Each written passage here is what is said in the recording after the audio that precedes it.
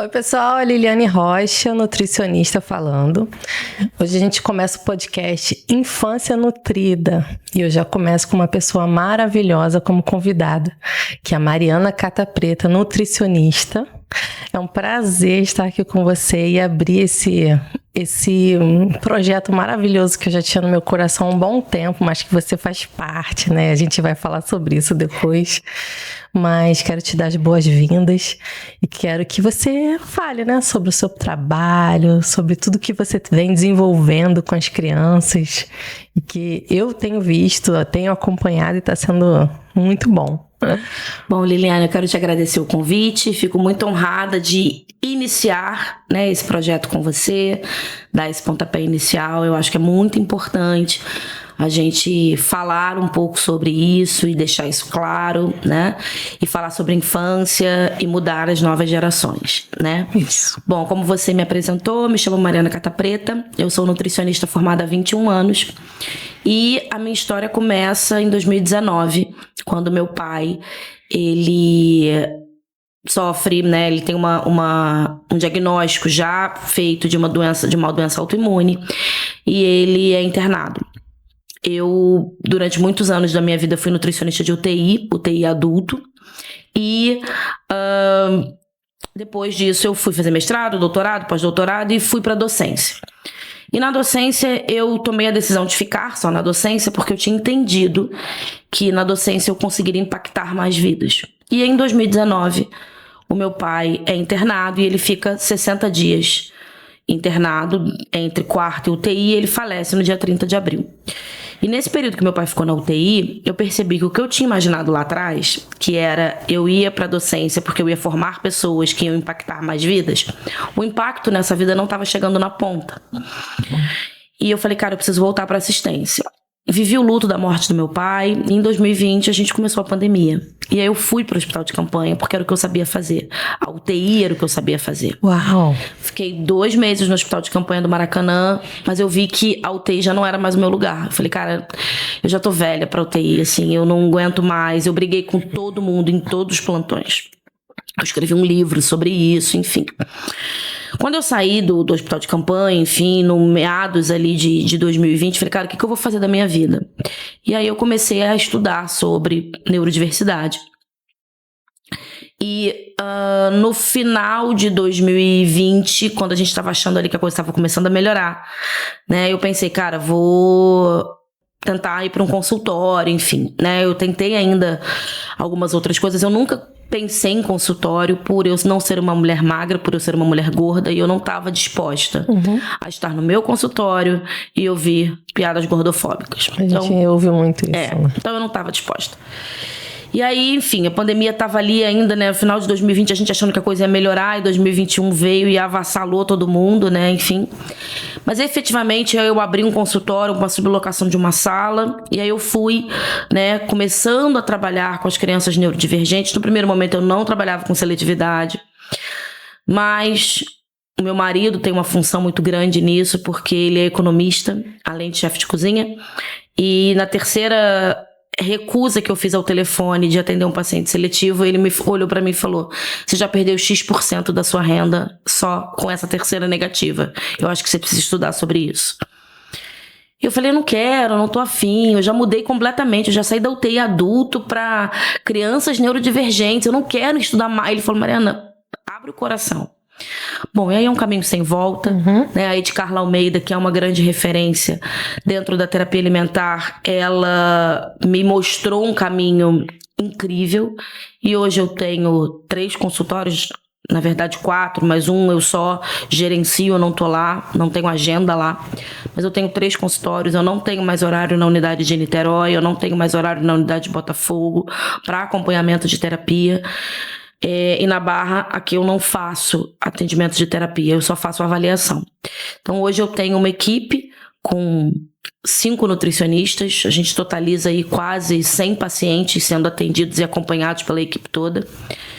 E é um trabalho de formiguinha, mas é um trabalho que transforma vidas, né? A terapia alimentar, que é hoje a minha realidade, que é hoje o que eu faço, ele é um trabalho de ressignificar o ato de comer.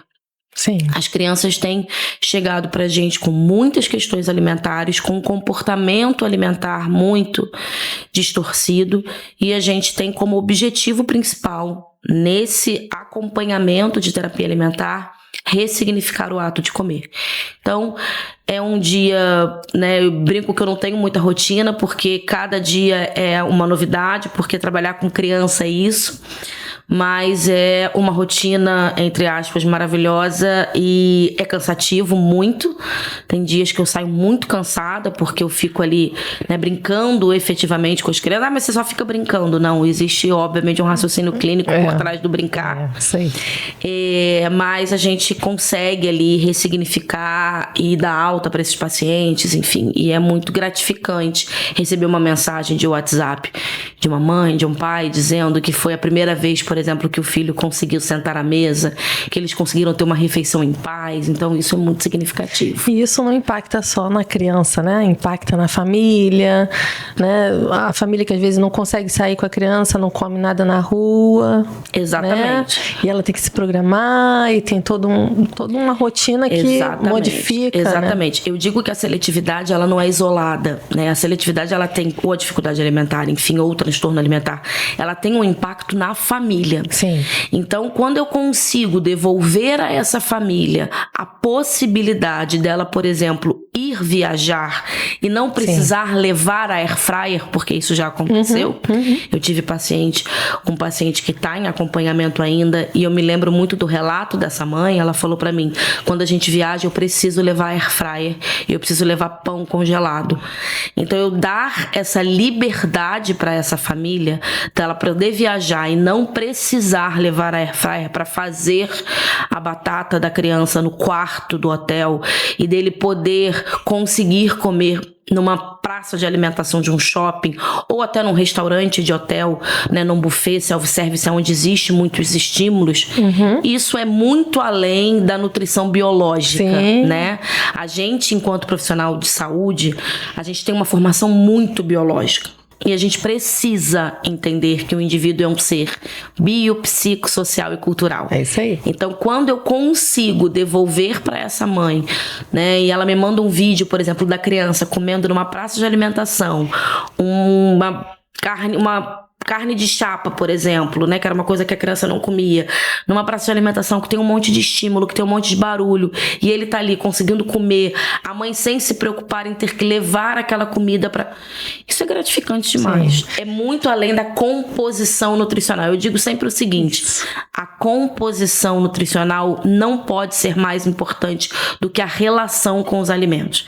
A gente tem, enquanto profissionais nutricionistas, a gente tem que priorizar a relação dos alimentos das pessoas, sejam elas crianças ou adultos, né? Sim. E aí, quando a gente melhora essa relação, aí a gente começa a pensar na composição. É esse olhar, né, que a gente tem que trazer, até porque o comer não é só alimentar, né, o corpo, o organismo, é social, é emocional, né, envolve muitas questões. Muito mais importante do que a gente saber o que o nosso paciente come, é como ele come e por que ele come. Verdade, o que ele está sentindo naquele momento, né? E você falou bem dessa questão com as crianças que são mais seletivas, não são crianças que às vezes a gente fica, é uma birra, é uma coisa, e não é. Às vezes os pais não por não querer, porque todo pai quer o melhor para o seu filho. Lógico. Mas às vezes ele não sabe, né, que aquilo não é uma birra, que pode ter algo comportamental, fisiológico envolvido, e às vezes ele vai num profissional que não tem esse olhar, faz aquela dieta escrita e acabou, e aí? E chega em casa, e aí? Como é que vai colocar em prática? Frustração. Aquela família se frustra, aquela criança se frustra. A gente precisa entender que uma recusa alimentar, ela sempre tem uma causa, mesmo que seja uma causa comportamental, mas causa ela tem. A gente pode, né, a gente tem aí 4 possibilidades de causa de uma recusa alimentar, seja ela orgânica, seja ela sensorial, seja ela motor oral, ou seja ela comportamental. Mas alguma coisa aconteceu. O que talvez a gente não consiga, os pais principalmente, é identificarem qual foi esse gatilho. E às vezes eles, na conversa, na anamnese, eles falam assim, porque eu pergunto muito, né? Eu falo, mas não aconteceu nada. E aí eu vou dando exemplos. não teve perda de alguém, mudança, algum episódio traumático, vômito, diarreia, enfim. E às vezes eles falam assim, aconteceu não sei o que, mas eu acho que não é isso. Eu falei, mas o que aconteceu? Me conta. E aí quando a pessoa fala, pra mim é muito claro que aquele é o gatilho, mas que pros pais talvez não seja. Então a gente precisa mostrar para esses pais também que isso pode realmente ser a causa, entre aspas, mas o que eu acho que é muito importante é a gente identificar ali o que aconteceu, mas não é para chicotear pai e mãe. Sim. Pai, mãe, avó, cuidador de criança seletiva já chega com muitas culpas pra gente. Sim. Eles já chegam pra gente se sentindo muito culpados. Não, porque isso, porque aquilo, porque a culpa foi minha, porque eu errei. Errou tentando acertar. E a gente tá aqui pra te ajudar. A gente tá aqui pra te orientar. Então, assim, menos chicote, menos julgamento e mais acolhimento. Né? Essa família precisa ser acolhida. Você precisa, tudo bem, aconteceu. Foi errado até o momento? Foi, mas você tá aqui. Você tá precisando de ajuda. Você tá procurando ajuda. E eu consigo te ajudar desta forma. Vamos fazer assim, vamos fazer assado. E aí a gente vai conseguindo. Né? A Karine Durães, né, que é uma referência na área materno-infantil, minha e sua, né? Ela diz que quanto mais a gente julga, menos a gente se aproxima, menos a gente conquista, né? Menos a gente acolhe essa família. Então, menos a gente se conecta com essa família. Então a gente precisa julgar menos. É porque o julgar é muito inerente do indivíduo. Sim. Né? Então a gente precisa julgar menos e acolher mais essas famílias e orientar no processo. Eles, como você falou, errou tentando acertar, não foi bem orientado, né? Porque a gente sabe que tem uns profissionais que não buscam esse olhar, né? Faz aquela dieta e acabou. E tem a culpa dele mesmo, que ele se põe. Tem a culpa que o parente põe, o amigo, aquele que quer dar só uma sugestão, uma opinião, mas que não tá ajudando em nada. E tem as cargas. É a sugestão transvestida de julgamento. É isso aí. Já chega com aquela carga. Às vezes ele não consegue se abrir pra gente. Né? Sim. Na primeira, na segunda, na terceira. Às vezes a gente precisa ter um tempo com esse pai, com essa mãe, porque já estão tão machucados. Exatamente. Né? Até por profissionais também, e que a gente tem que ter um tempo com ele, conversar, ter aquela confiança, né, para poder ele abrir a situação e a gente conseguir entrar para ajudar. Né? Então isso realmente é um desafio também, né? Muito, é um desafio muito grande, porque a criança, a gente consegue uma conexão um pouco mais rápido, mas com os adultos, exatamente o que você falou, muitas das vezes eles chegam com muitos traumas pra mim, muito machucado, de ouvir muitas...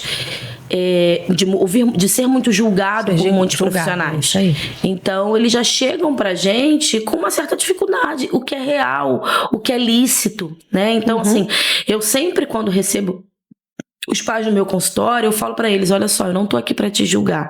Porque eles já começam assim, eu sei que tá errado, mas eu fiz assim. Falando, olha, eu não sou uma juíza, eu tô aqui pra te ouvir, pra entender. E eu preciso, né, captar o máximo de informação pra eu poder entender aonde que eu vou conseguir intervir e aonde que eu vou conseguir te ajudar.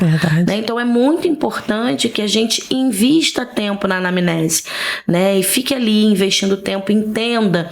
Depois de você ouvir todas as questões daqueles pais, a gente falar para esses pais e principalmente entender, tá, ok, já entendi tudo do fulano, da criança, mas e vocês? Como é que é o ambiente? Como é que são as relações? Vocês se alimentam assim? Como é que vocês têm... E aí eu tenho gente, né, para indicar, e eu indico muito... familiares para irem para acompanhamento, né, com nutricionista com abordagem do comportamento, com psicólogos, porque eu preciso cuidar da família, eu preciso ajudar todo mundo, porque não adianta eu cuidar da criança e não cuidar de quem está o máximo de tempo com ela. Né? É óbvio que eles precisam nos ajudar, que eles precisam ser coterapeutas, que eles precisam participar, mas eles precisam estar bem para fazer isso. Né? Eu outro dia estava num simpósio sobre manejo de comportamento e eu assisti uma palestra muito interessante que era quem cuida de quem cuida. E é isso, né? Assim, eu sempre deixo 10, 15 minutos da minha anamnese para olhar para esses cuidadores e perguntar, e você? Como é que você tá? Você tá se cuidando? E a grande maioria deles, até por eu atender muito neurodiversidade, a criança tem uma carga de terapias muito grande. Sim. Então esses pais, na grande maioria das vezes, estão cansados e não tem grana. Né? Eles falam, não, cara, eu vou investir, o dinheiro que eu tenho vai ser pro meu filho, pro desenvolvimento do meu filho, né? E aí eu converso muito com eles, inclusive eu dou a sugestão para esses pais, na grande maioria das vezes, de por que você não tenta organizar o horário da sua terapia no horário em que ele tá na terapia? Óbvio que eu só faço essa proposta depois que eu tenho um vínculo estabelecido e esse pai confia em deixar o filho na minha sala e, por exemplo, e eu cedo até a minha sala. Eu falo para ele, fica aqui na minha sala. Legal. Faz a terapia aqui enquanto eu tô fazendo a terapia do seu filho. Porque isso é importante, né? Hoje em Botafogo eu tenho 3 salas, né? É um espaço um pouco maior, onde a gente tem 3 salas e eu tenho uma psicóloga atuando. Então hoje em Botafogo a gente já faz vários atendimentos casados. Enquanto eu tô fazendo a terapia alimentar na criança, a psicóloga tá fazendo a psicoterapia na mãe, no pai da criança. Que bom. Então a gente consegue otimizar o tempo, né? Vivemos num mundo muito acelerado. Sim. É importante a gente desacelerar, mas nem sempre dá pra desacelerar. É verdade. Então vamos tentar ajustar, né? Pra gente conseguir dar o melhor pra essa família. Sim. E fala mais um pouquinho, assim, como que a terapia alimentar funciona, assim, como é que é feito, qual é o objetivo, toda criança pode fazer terapia alimentar, né? Vamos falar um pouquinho sobre o que é a terapia alimentar, Perfeito. Né? E como é a sua rotina. Tá, bom, vamos lá. A terapia alimentar, ela tem como principal objetivo ressignificar o ato de comer. Ponto. Tá? Como que é a minha rotina? O paciente me procura a secretária, enfim, agenda uma consulta, porque tem uma queixa de seletividade. Eu recebo essa família no meu consultório, eu acolho essa família e eu faço uma avaliação com essa criança, tá? Então eu tenho ali uma anamnese clínica e alimentar com essa família, eu faço uma primeira consulta, uma consulta um pouco mais tradicional, se é que a gente pode dizer assim. Então eu vou colher toda a história, eu vou entender, eu vou avaliar, e aí eu vou fazer o que a gente chama de teste de sensibilidade, que foi um teste criado pela Ed Carla Almeida, né? Então, ela criou esse teste e o objetivo desse teste é a gente expor à criança determinadas texturas, cores, sabores, cheiros e a gente entender ali dentro do comportamento da criança como que ela vai reagir. E aí essa criança passa por esse teste, eu faço tudo na primeira consulta, tudo junto, tá? Legal. Eu sei que alguns profissionais não fazem assim, mas eu faço, e porque eu entendo que aqui no Rio os pais acabam não tendo muito tempo para se dar, né, de fazer 2, 3 consultas, então eu acabo fazendo tudo na primeira consulta. E aí a gente faz esse teste de sensibilidade, onde nesse teste eu consigo ter um direcionamento de qual pode ser a causa da seletividade. A partir desse teste, eu vou ou encaminhar esse paciente para algum outro profissional, isso é muito importante. A gente não pode abraçar o mundo sozinho. Tratar seletividade não é individual, ela é multidisciplinar, não tem como. E eu encaminho esse paciente, se eu vejo ali que eu preciso de encaminhamento, e se não precisa de encaminhamento, eu mesmo acolho essa família e vou começar a fazer a terapia alimentar. Como eu disse no início, hoje eu já não tenho mais horário, então eu encaminho para as meninas que trabalham comigo. Mas é a mesma coisa, todos nós falamos a mesma língua, todas nós temos a mesma formação, então não faz grandes diferenças. Bom, e aí a gente começa, né, com o acompanhamento dessa criança, que pode ser semanal ou quinzenal. Qual é o principal objetivo da terapia alimentar? Como eu falei, ressignificar o ato de comer. Só que comer é o último objetivo. A gente primeiro precisa fazer com que a criança se entenda naquele ambiente alimentar. Então ela se sinta confortável, ela se sinta confiante. Então a gente vai usando estratégias lúdicas, a gente vai utilizando brincadeiras, a gente vai utilizando jogos, a gente vai utilizando receitas para ir aproximando a criança daquele alimento e aquela criança ter a possibilidade de entender que a comida é bacana, que a comida é legal, que comer não é um sacrifício, que o alimento não é um vilão, né? Então a gente vai trabalhando isso, utilizando como base a educação alimentar e nutricional. Então eu vou dar um exemplo. Uma criança que não come nenhuma fruta.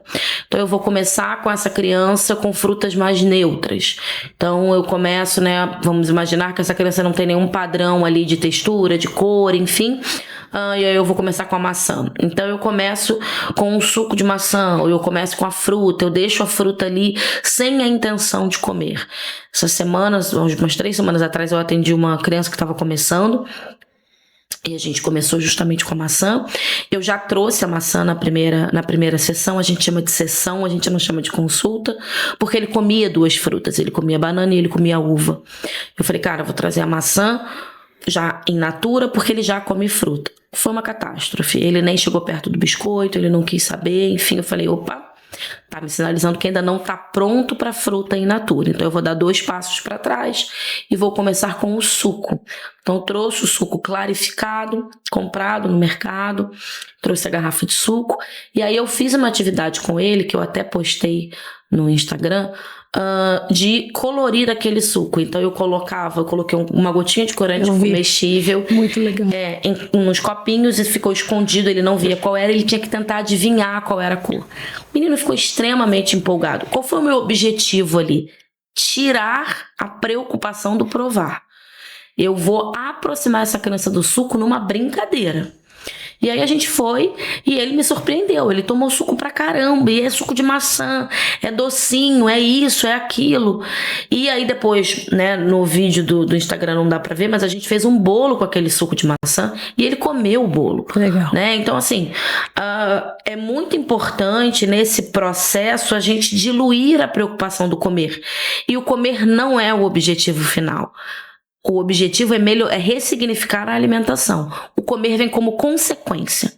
Né? Então, nem sempre a gente vai fazer receita, nem sempre a gente vai objetivar que a criança saia de lá comendo uma banana. E eu digo isso muito para os pais: eu não tenho um pozinho mágico que eu vou jogar na cabeça da criança, ele vai abrir a porta e falar, mamãe, agora a partir de hoje eu amo brócolis, né? Não, isso não vai acontecer, não é assim que funciona, né? Então, a gente vai, o objetivo é esse, assim, a gente ressignificar. E aí a gente tem uma escalada que a gente usa, chamada escalada do comer, que foi descrito, se é que a gente pode dizer assim, por uma psicóloga, onde a gente tem 6 passos até chegar ao comer. Então a criança, por exemplo, tolerar estar num ambiente com uma comida que ela não come, já é um passo. Já é um passo. Eu, por exemplo, hoje de manhã, eu ultrapassei as minhas barreiras. Eu não gosto de mamão, eu não como mamão, eu não gosto do cheiro do mamão, eu não gosto da textura do mamão. São poucas frutas que eu não como. E os meus cachorros amam mamão. Então eu fui dar mamão para os meus cachorros hoje de manhã. E assim, eu tinha que pegar o mamão com a mão, né? A minha sogra já tinha descascado, mas eu tinha que pegar o pedaço para dar para eles, né? Que são 2. Então era o café da manhã deles, enfim. Isso para mim é desafiador, porque não é só estar no ambiente com eles comendo mamão. Eu tô interagindo. É um outro degrau na escalada, né? O que eu já consigo fazer. Em outras épocas eu não conseguia. Existem alguns alimentos que eu não tolero. Por exemplo, bife de fígado. Eu não tolero estar nem à mesa. Quando meu marido faz, ele fala, eu vou fazer o dia que você não tá em casa, porque eu sei que é muito difícil para você. Até o cheiro, né? Exatamente. Eu não tolero, eu não consigo ficar à mesa. É a única coisa que eu não tolero. Então você é seletiva? Não. É a única coisa que eu não tolero. Né? Então, e aí, obviamente, que tem crianças que não vão tolerar um monte de coisas. Então, o tolerar já é um passo. O interagir é outro passo. O provar é outro passo. E aí a gente vai andando nessa escalada até chegar ao passo, né? Até chegar o momento dessa criança comer, dessa criança ter comido aquele alimento. Né? Mari, a gente tem também as preferências alimentares. Todo ser humano tem, né? E como é que a gente identifica, por exemplo, uma criança que é seletiva para uma criança que está tendo só uma preferência alimentar ou uma dificuldade alimentar? Qual é a diferença que a gente tem? Vamos lá. A dificuldade, ela é pior do que a seletividade. Tá? A seletividade, a gente tem aí a Patrícia Junqueira, que foi uma fonoaudióloga que trouxe a questão da terapia alimentar para o Brasil. A Ed Carla foi a nutricionista pioneira nisso no Brasil, mas a Patrícia Junqueira, que é uma fonoaudióloga de São Paulo, ela que trouxe essa forma, né, essa abordagem, enfim, para o Brasil. A seletividade alimentar é quando a criança ela não exclui grupos inteiros, por exemplo. Ela come pelo menos um representante das frutas, um representante dos legumes, um representante dos cereais, um representante das leguminosas, enfim. E ela normalmente experimenta, ela tolera no ambiente. Então ela tem ali uma aproximação com aquele alimento. Já a dificuldade, não. A dificuldade é a criança excluir categorias inteiras. A criança tem movimentos de fuga, a criança não tolera, a criança é mais ritualística, enfim. Então a dificuldade ela é um pouco mais difícil. Então normalmente o que as crianças têm são dificuldade? Sim. O que as crianças têm normalmente são dificuldade. Mas o seletividade é um termo mais carinhoso, a gente pode dizer assim. Então eu explico isso muito na consulta, mas em linhas gerais a gente acaba falando sobre seletividade. O que isso é diferente de preferência?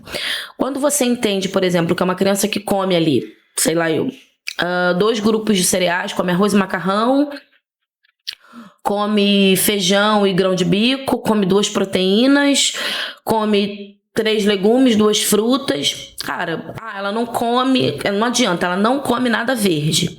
Quando tem uma taxação de grupo assim inteiro como uma cor, a gente tem que ficar atento, tá? Isso pode não ser uma preferência. Já serve como um alerta, né? Já serve como um alerta. Mas uma criança, por exemplo, as frutas mais cítricas ele não gosta, ele não come, mas as outras frutas todas ele come. Isso é preferência, né? Então assim, fruta cítrica tem uma dificuldade, né? É um pouco mais difícil de você conseguir. E as frutas, de uma maneira geral, assim como os legumes, e aí isso é um ponto também importante pra gente falar, são alimentos in natura. Então são alimentos que não são padronizados. Então um dia o morango tá doce, um dia o morango tá azedo, um dia o morango tá marrom, um dia o morango tá rosa, um dia o morango tá vermelhão. É verdade. Então isso, por exemplo, para uma criança neurodivergente que precisa de previsibilidade, é um desafio muito grande. É isso aí. Porque ela não sabe como vai estar aquela fruta, né? Então isso é uma coisa que chama a nossa atenção. Então isso a gente também precisa entender ali. Mas quando a criança, por exemplo, as frutas cítricas eu não gosto muito, mas aí você percebe, por exemplo, que tangerina agora está em época. E a criança, por exemplo, em maio, junho, gosta da tangerina, mas não gosta de comer tangerina em setembro. Cara, isso é preferência, porque realmente a ausência do na dulçor... safra também, né? Exatamente. Tudo influencia. Exatamente. O alimento, quando ele tá na safra, ele tá muito melhor, né? Então, quando a gente era criança...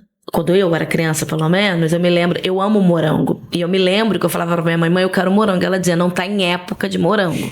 Hoje a gente tem morango o ano inteiro, né? Então, assim, o que aconteceu? A gente tá forçando o morango a produzir. Cara, ele não vai ser igual a um morango de época. Não vai, né? A safra precisa ser respeitada. Então, isso é uma coisa também importante. Então, isso é uma preferência. Eu prefiro, por exemplo, esses dias eu atendi... tirei uma dúvida de uma colega em que ela falou pra mim assim, ele consegue aceitar todos os vegetais, mas só de forma crocante. Se o vegetal não tiver crocante, ele não aceita. O vegetal crocante é mais gostoso, né? Então assim, isso acaba não sendo uma preferência, porque aí a gente consegue ir tirando isso, mas o vegetal crocante é mais gostoso.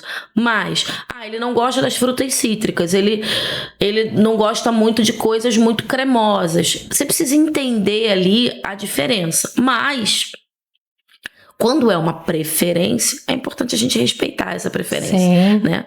Você come, por exemplo, eu não sou muito fã de frutos do mar. Eu já amo. Pois é, eu não sou muito fã de frutos do mar.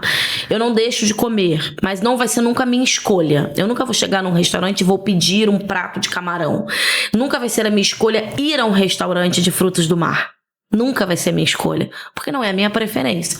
Eu como? Até como. Você vai, até vai, mas não é a sua escolha. Não é a minha escolha, não é a minha escolha. Se eu tiver num grupo, todo mundo quiser ir num restaurante de frutos do mar, eu vou. Mas não vai ser a minha escolha nunca. Sim. Né? Porque a minha preferência é, por exemplo, por carne, tá? Então, isso é preferência. O rodízio cai melhor, né? Muito melhor, né? Você uma falou galeteria cai melhor, muito melhor. Você falou das frutas, eu também tenho essa coisa da safra, né? Eu sei que no final de ano a gente tem mais ameixa, as frutas natalinas, vamos dizer assim, né? Cereja. Uva, cereja. Gente, cereja Não, a cereja, pra mim a cereja, a melhor coisa da cereja é em janeiro, porque o preço dela tá muito melhor, tá muito baixo e ela continua muito doce, né? Então é maravilhoso. São são coisas, né? A comida marca também a gente, né? Comida é memória afetiva, Tudo. né? Eu tenho certeza que todo mundo que tá escutando a gente aqui hoje tem uma memória afetiva com uma comida, né? Isso, e falando das remete crianças, a gente, né, a lugares inimagináveis, né? Sim. E falando das crianças, elas também vêm com as dificuldades delas, né? Sim. Às vezes uma pressão para ele comer em casa. Aí é aquela coisa de alguém influenciou esse pai, essa mãe de ele vai ficar sem comer para ver se ele come. Ou não, eu vou, sei lá, substituir por um leite o almoço. Coisas que a criança já vem com, né, a rotina dela de casa, aquelas pressões todas, a gente ainda tem que desbloquear isso para tentar chegar a esse ponto de ter a confiança, como você falou, né? De experimentou. Bom, a maçã ainda não posso in natura, então vamos por outro caminho. Exato. Né? Então, isso a terapia alimentar é muito legal, porque você tem mais contato com a criança. Exato. Porque na consulta é pontual. Exato. Né? É mês a mês. Exato. É retorno, é só aquela avaliação mais tradicional, como você falou, e que não tem, no final, um bom resultado, né? Um resultado que a gente já vê que aumentou muito a questão do universo neurodivergente, como você falou. E dentro disso também a gente tem muitas crianças com autismo, tem crescido muitos casos, né? 1 a cada 36 nascimentos hoje, né? Sim. E a gente já tem estudos que vai aumentar isso. E nesses casos, a terapia alimentar, como é que funciona? Ela é indicada em 100% dos casos? Não? Como é que é feito isso? Tá. O mesmo critério que eu uso para o paciente típico, eu uso para o paciente atípico, tá? É uma criança ali que tem alguma causa, não tem... A grande questão eles têm maior probabilidade, tá? Então, vamos falar especificamente da neurodiversidade do TEA. O TEA tem algumas características. Uma delas é a rigidez cognitiva. O indivíduo, quando ele é rígido, quando ele tem uma rigidez cognitiva, a rigidez dele não é só para um assunto, é para tudo. Então, por exemplo, semana passada eu atendi uma criança que viajou de férias, foi para Portugal, foi para Paris, enfim, não come nenhum legume, não sei a batata, e a gente tá trabalhando isso. E a mãe falou pra mim, tem uma novidade, adorou experimentar bolinho de bacalhau. Eu falei, ótimo, vamos fazer bolinho de bacalhau. E aí eu trouxe o bolinho de bacalhau, comprei o bolinho de bacalhau pronto, deixei descongelar, amassei, fiz só pra enrolar com ele. E aí eu falei assim, usei a técnica da Marshall, do Get Permission, usando um alimento seguro e introduzindo um alimento novo, uma pequena quantidade. Pra ele botar a mão, né? Enrolar. Foi enrolar, mas na verdade... E aí eu quis introduzir a cenoura. Eu falei, a gente pode botar um pouco de cenoura? Ele ficou transtornado. Ele falou, não, cenoura não vai num bolinho de bacalhau. Isso é rigidez cognitiva. Pra ele é impensável entrar cenoura num bolinho de bacalhau. E aí como eu já tinha pensado nessa possibilidade dele achar isso impensável, eu comprei batata doce laranja, porque eu tava querendo introduzir alguma coisa laranja pra ele. E aí eu falei, ok, o bolinho de bacalhau é feito de quê? Aí ele falou, de batata e bacalhau. Eu falei, então a gente pode botar essa batata? Aí ele, isso é batata? Eu falei, isso é uma batata, isso se chama batata doce laranja. Aí ele, se é batata, pode entrar. E era laranja. E era laranja, exatamente. Então, assim, isso é rigidez cognitiva. Então, se uma criança tem uma rigidez cognitiva importante, né, e o autista, ele tem isso, é uma das características, para ele é muito difícil. Né? Esse relato é um relato muito rico, porque é exatamente isso. Uhum. E ele provou, e ele comeu o bolinho de bacalhau com a cenoura. Que fez sentido para ele. Fez, exatamente. Não, então ok, então aqui faz sentido. Então, os autistas, eles vão ter uma maior probabilidade de desenvolver seletividade por conta, muitas das vezes, da rigidez cognitiva, das questões sensoriais, né? Eles também têm maior chance de desenvolver questões gastrointestinais. Então, sim, eles vão ter mais probabilidade. Mas a minha avaliação é igual, e a minha conduta, a minha terapêutica ali vai ser igual. A grande diferença é que, normalmente, no indivíduo neurodivergente, a evolução por conta da rigidez cognitiva e por conta, às vezes, das questões sensoriais, ela é um pouco mais devagar do que na criança típica. Mas a gente faz o acompanhamento igual. Hoje eu posso te dizer que eu tenho talvez metade dos pacientes da clínica são neurodivergentes e a outra metade não, tá? Eu tenho bastante crianças típicas. E o acompanhamento vai ser igual, mas muitas das vezes, como eu falei, é um acompanhamento mais demorado, é um acompanhamento mais longo. Às vezes eu consigo com 1 ano e meio dar alta para uma criança típica, e para uma criança atípica nem sempre, né? Não existe padrão, tá? Eu não tenho como dizer assim, não, com 1 ano e meio eu tô fazendo... E isso é uma coisa, né, importante também da gente falar. O profissional que te promete que em 3 semanas tá fazendo seu filho comer 2 coisas novas, o nome disso é charlatanismo. Eu não tenho como prever isso. É impossível.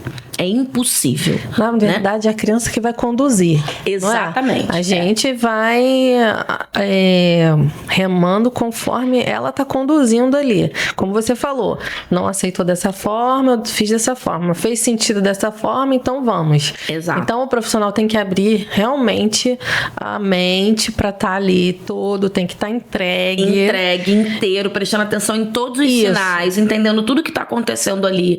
Eu fiz muita formação, e aí um recado que eu deixo aqui para os nutricionistas que estão nos ouvindo. Eu fiz muita formação em comportamento. A gente precisa, mais uma vez, a gente não é psicólogo, tá? Mas a gente precisa entender o que o comportamento daquela criança está nos dizendo. Porque diz muita coisa, Sim. né? Então a gente precisa observar.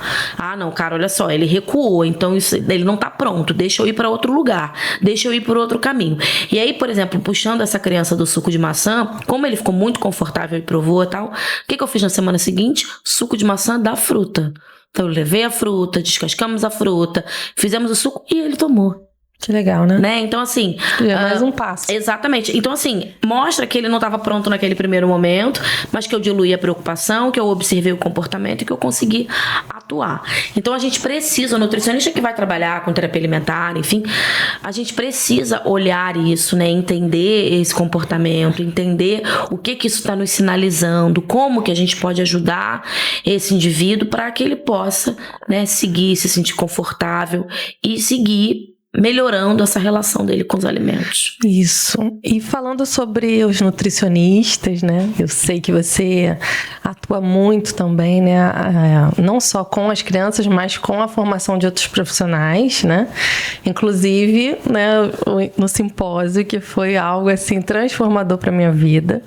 Porque assim, eu venho de uma transição também, eu atendia esportiva, mas a galera, né, do emagrecimento, adulto e tal. Na pandemia, meu coração começou a queimar para atender crianças, né? Mas foi meio devagar. E no ano passado, uma amiga minha me convidou para ir no seu simpósio em São Paulo. E eu falei, tá, vamos. Nossa, eu saí de lá, eu não conseguia dormir. No primeiro pro segundo dia eu já não dormi. De tanta coisa que a cabeça vai bum, bum, né? E foi algo assim transformador para mim, e eu tenho certeza que para muitos outros profissionais também, por tudo que aconteceu ali, por todas as palestras, a vivência que a gente tem ali, né, uma experiência muito ímpar. Então, eu quero te agradecer, né, por esse simpósio maravilhoso. Com certeza estarei aqui no Rio. E fala um pouquinho também sobre essa questão tem após também, né? Sim. E você falou que o profissional de nutrição precisa também buscar saber mais sobre o comportamental. O que você indica, assim, sabe?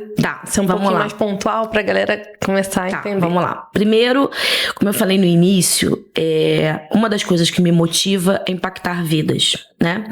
E por isso eu fui pra área da docência. Né? Na docência, a gente impacta, a gente forma pessoas, né? Eu sempre gostei de ser professora, eu amo ser professora. E tanto que quando eu fui fazer vestibular, eu fiz para nutrição e para biologia, né? Para ser professora de biologia. Enfim, então mudar, impactar vidas para mim é algo que me motiva, é uma mola propulsora, assim, para mim isso é muito importante. É um dos meus valores, é um dos meus motivos que me fazem acordar todos os dias. Hoje eu atuo, né, não só ali no tatame, literalmente, mas pela minha veia professora, eu também, né, decidi investir um pouco na formação. Então hoje eu tenho alguns cursos livres, né, inclusive eu vou lançar um curso semana que vem de como iniciar na terapia alimentar. Então vai ser um curso relativamente mais rápido, mas é justamente para as pessoas terem esse primeiro start de começar. Eu coordeno uma pós-graduação em terapia alimentar, aí obviamente é um curso mais longo, é um curso de 360 horas, então é um curso que na Nutmed, que é uma grande referência aqui no Rio para nós, né, de cursos de pós-graduação. Então a gente tem lá um curso de terapia alimentar que já está na segunda turma, tem uma turma de dia de semana e uma turma de final de semana, que eu convidei pessoas a dedo, eu selecionei muito bem os profissionais que vão estar lá, né, falando sobre terapia alimentar. Eu faço supervisão dos profissionais, então o ambiente do consultório é um ambiente muito solitário, diferente do ambiente hospitalar, onde eu estava habituada, né? No ambiente hospitalar a gente tem round, então a gente discute os casos. O consultório é um ambiente muito solitário. Sim. E na nutrição a gente não tinha muito esse hábito da supervisão que, por exemplo, a psicologia tem. Todo psicólogo tem um supervisor. Na nutrição a gente não tinha isso, né? A gente não tem isso ainda. Então, eu sou uma das pessoas uma das pioneiras aí nessa questão de supervisão. Então, eu faço muita supervisão de profissional. Hoje mesmo eu vou fazer uma, onde o profissional me traz as dúvidas e a gente discute os casos, né? Ele vai me apresentando os casos e a gente vai direcionando o tratamento. E, desde 2020... Feito no seu consultório. A supervisão, ela é online, né? Então, o nutricionista entra em contato, agenda a supervisão e a gente tem ali 45, 50 minutos para discutir quantos casos o profissional quiser. Normalmente a gente discute até 3 casos, porque não dá também para discutir mais no tempo, né? Maravilha. E a gente tem o simpósio nasceu de um desejo meu de deixar o assunto mais científico, né? Eu comecei a ver e ainda vejo muita gente que tá literalmente brincando com as vidas. Então eu queria muito transformar isso numa coisa um pouco mais científica. Então eu comecei com um simpósio aqui no Rio, em 2022, foi o nosso primeiro simpósio de dificuldades alimentares. A gente fez um pouco menor, e aí em 2023 eu dei uma ousada e fui para São Paulo, fiz em São Paulo, o simpósio tomou uma proporção grande e agora a gente está voltando para o Rio, para um evento muito maior, né? É um evento que eu organizo todo sozinha, sou eu que planejo toda a programação. Sério. Eu faço tudo sozinha. Gente, eu com as meninas, eu com as minhas amigas, né? As nutricionistas que trabalham comigo, mas assim, sou eu que escolho lembrança de patrocinador, sou eu que compro passagem, sou eu que vejo arte de crachá, né? Eu faço, é o meu filho, sabe? Assim, é o menino dos meus olhos, né? Uhum. Não é algo que eu viso ganhar dinheiro, isso é uma coisa que eu acho que é importante da gente falar, né? Eu ganho dinheiro nas minhas consultas e nas minhas terapias. O simpósio é muito mais pra gente fazer networking, pra gente se encontrar, pra gente se ver. Esse ano vai ser de 26 a 28 de setembro, vai ser aqui no Rio. A minha ideia é que eu faça um ano no Rio, um ano fora do Rio, um ano no Rio, um ano fora do Rio. Afinal de contas, eu sou do Rio. E esse ano vai ser na Barra da Tijuca, no Windsor da praia. Então, a gente já tem 150 inscritos para um evento que vai ser só em setembro, e a princípio a gente só tem mais 50 vagas, porque é um espaço para 200 pessoas, né? Então, quem não se inscreveu ainda, se inscreve, corre. Final de junho vira o lote também de preço, então até final de junho a gente tá com o preço do terceiro lote, se não me falha a memória. E a gente tem também uma novidade desse simpósio esse ano, que é a abertura para trabalho científico. É a primeira vez que eu tô abrindo para trabalhos científicos. Então, pra gente realmente discutir ciência, né? Eu acho que o meu principal objetivo ali, até pela minha formação, por eu ter mestrado, doutorado, pós-doutorado, é importante a gente falar de ciência. A gente não tá ali brincando com as vidas humanas. A gente tem uma ciência baseada ali por trás. Então, o simpósio tá aí, né? A todo vapor, com poucas vagas, 4 meses do simpósio, né? A gente normalmente fecha essas vagas bem antes, a gente normalmente fecha essas vagas na virada do lote. Então, se você tem interesse, né? É um evento multidisciplinar, é um evento só para profissionais, isso é importante a gente pontuar. Quais profissionais podem participar? nutricionista, fisioterapeuta, fonoaudiólogos, psicólogos, pedagogos, médicos, terapeutas ocupacionais, todo mundo que trabalha com crianças e com adultos. Esse ano a gente também vai abrir para adulto. E uma outra coisa bacana que a gente colocou esse ano, por pedido de vocês no ano passado, foi que a gente tivesse um momento de troca. Então a gente vai ter um momento de troca, de exposição de ideias ali, vai ser literalmente uma roda de conversa. A gente vai mudar a estrutura do auditório para tentar fazer ali uma roda de conversa para as pessoas conversarem realmente. E, cara, quais são as suas dificuldades? O que você tem de dificuldade lá? Pra gente fazer uma grande troca ali. É isso. E uma grande roda de conversa pra gente poder ajudar mais pessoas, né? E fazer esse network da melhor forma possível. Gente, muita coisa. A pessoa faz tudo, né? Você dorme, tem vida. Durmo onde também. Vive, o que come. Eu tenho uma sogra muito maravilhosa que me ajuda gente, muito. Eu também. Olha só que legal. Que me ajuda muito. E eu consigo, né, assim, eu tenho muito bem organizado as coisas, né? Então eu tenho ali uma organização que me ajuda, né? Eu tô escrevendo um livro também que vai ser lançado no simpósio sobre dificuldades alimentares. Então vai tem um spoiler aí. E a gente vai, né, tentando ajudar daqui e dali, mas eu durmo até bem, tá? Durmo até bem. Hoje, por exemplo, eu dormi 9 horas, olha só. Olha, que legal. Eu durmo até bem. Gente, eu tô amando tudo, amei tudo que você trouxe, esclareceu bastante, assim. Eu acho que a gente falar sobre atendimento com crianças é sempre isso, é sempre uma novidade, é sempre alguma coisa a mais, né? Porque a gente não está atendendo só as crianças, a gente está atendendo as famílias, como você falou, a gente está transformando vidas, porque essas crianças vão crescer, né?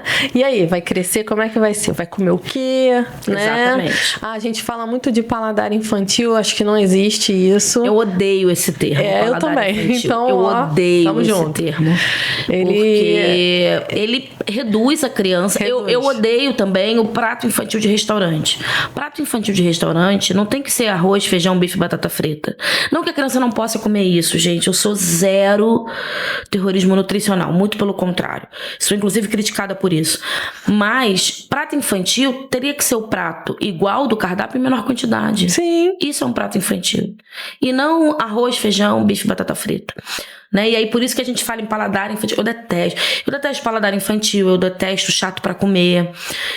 Tem um programa, né, que se chama Chato pra Comer, eu detesto esse programa. Então assim, é importante que a gente entenda que crianças seletivas e neurodivergentes vão crescer e vão se tornar adultos. Isso não mexe com expectativa de vida. Sim. E elas vão ter que levar aquilo ali que aprenderam, né? Vão ter que se virar quando crescer, ter as suas preferências, sim, mas ter uma consciência do que está fazendo, né? E é desde criança que a gente aprende. Exatamente. E essa coisa do paladar infantil, como eu estava falando, realmente não faz muito sentido, porque vai crescer um adulto que tem um paladar infantil? Isso não existe.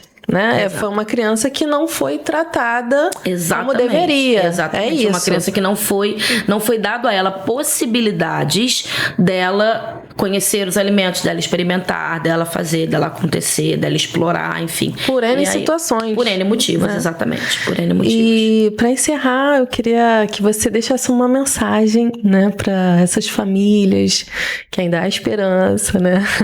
Deixasse uma mensagem assim para inspirar essas famílias a procurar, né, ajuda, porque a gente às vezes fica preso, né, nos julgamentos, como você falou, já chega no profissional cheio de, né, barreiras, muros que a gente vai construindo, e talvez por profissionais também, né, tantas coisas, tantas influências, mas queria que você deixasse uma mensagem aqui pra gente. Bom, primeiro dizer que seletividade, dificuldade alimentar, transtorno alimentar, seja ele o que for, ele precisa ser acompanhado. Ele pode e deve ser melhorado. E a gente precisa dar a chance para nossa criança, para o nosso filho, para o nosso sobrinho, dele se sentir confortável para experimentar. Eu faço um apelo às famílias aqui que sejam parceiras dos seus filhos, sobrinhos, netos, e não julguem, porque a família também julga, né? Sim. Sejam parceiros, acolham essa criança, acolham a emoção, validem a emoção, entendam o que pode estar acontecendo e procurem ajuda. Não tem problema nenhum em procurar ajuda, muito pelo contrário, é indicado que vocês procurem ajuda para que a gente, profissional sério, possa te ajudar e possa evoluir e possa mostrar um caminho diferente. Eu entendo que muitos profissionais são julgadores e que muitas das vezes você está cansado de ir nesses profissionais, mas existem outros profissionais que não são julgadores. Então, dê uma segunda chance. Dê uma segunda chance para o seu filho ter uma boa relação com a comida. Eu acho que isso é o mais importante. E para os profissionais que aqui nos escutam, eu quero deixar minha frase, que todo paciente é o amor da vida de alguém. Trate dos seus pacientes como vocês gostariam que tratassem do amor da sua vida. Então, entenda e se coloque no lugar de cada família que te procure. Pense em sentar do outro lado da mesa e pense como que você gostaria de ser recebido pelo profissional e de que o seu filho fosse tratado. E faça isso pela família e pelo paciente que está ali na sua frente. Maravilhoso. Os pais realmente têm essa questão, né? Como a gente conversou, as crianças também, né? Elas também chegam no consultório sentindo aquela... Porque já passaram por outros profissionais, já passaram por julgamentos, então realmente é um momento muito, né, eu tenho muitas crianças delicado. Que chegam no consultório muito mal-humoradas. E eu pergunto o que houve. Minha mãe falou que eu vim aqui porque você ia me ensinar a comer. Eu não quero aprender a comer. Eu falei, oxi, eu não vou te ensinar a comer nada. Eu vou vir brincar com você. A gente pode fazer um desafio, a gente pode brincar, né? E ir diluindo essa preocupação, né? Pra gente ir entendendo e trabalhando isso e acolhendo essa família. Como você falou, não só a mãe chega exausta, mas a criança também chega. Porque... eu sempre pergunto para os pais o seguinte: quanto tempo toma o seu dia a questão alimentar dela? E aí tem pai que fala assim para mim, 100%. Cara, não pode ser 100%. Pai e mãe não pode. É cruel demais com pai e mãe que ele pense 100% do dia dele na relação da comida. Porque a Michele Bento, que é uma nutricionista aqui do Rio, ela fala, pais e mães pressionados pressionam. Então, assim, a gente precisa acolher todo mundo para melhorar essa relação, para a gente ter... Eu converso muito com os nutricionistas que trabalham comigo com adulto em comportamento alimentar, que eu falo para eles que o meu principal objetivo é diminuir o número de pacientes deles, porque se eu consigo ajudar essa criança, ela cresce com uma boa relação com os alimentos e aí ela não vai precisar de ajuda nesse ponto da vida dela. Obrigada pela tua presença. Fala os seus contatos, sua rede social, deixa aqui pra galera. Meu Instagram é Mariana_Cata_Preta, é o meu nome. Eu tenho o Instagram da clínica, que é Espaço Inova Nutrição. E no meu Instagram você encontra, né, você consegue, sou eu que mexo no meu Instagram, né, então você consegue... Nossa, eu não sei, ainda dorme 9 horas ainda? Pode você ver. Menina, eu preciso conversar mais com você. Então, assim, a gente consegue... ali tem os meus contatos, tem o meu telefone do consultório, tem o meu e-mail, enfim, né? Eu também sou uma pessoa que respondo e-mail, tenho esse hábito de responder e-mail. Então, né, me procurar nas redes sociais é um pouco mais fácil de me achar. Eu realmente respondo, sou bem ativa nas redes sociais, é uma coisa que eu gosto de fazer. Não me sinto pressionada, não me sinto forçada, é uma coisa que eu gosto de fazer. Então, tô lá disponível. Quem quiser me seguir, quem quiser pedir dúvidas, né, tirar dúvidas, pedir alguma sugestão, a gente tá lá para ajudar e contribuir, não só para famílias, mas também para os profissionais. Legal, gente, olha, foi um prazer, né, esse podcast já para abrir, assim, o projeto com toda a expectativa, todo o sucesso, toda essa energia maravilhosa e dizer que a gente vai estar sempre aqui, a gente vai fazer postagens quinzenais e trazer sempre profissionais com esse olhar, né, de cuidado com os pais, com a criança, com a rotina, né? Então, agradecer a você por esse momento, agradecer a vocês por estarem aqui acompanhando e fiquem ligadinhos que sempre vai ter novidade aqui no nosso canal. Então, não esqueçam de curtir, ativem o sininho aí de notificações, se inscrevam no canal para receber as novidades, ok? Um beijo da Nutri.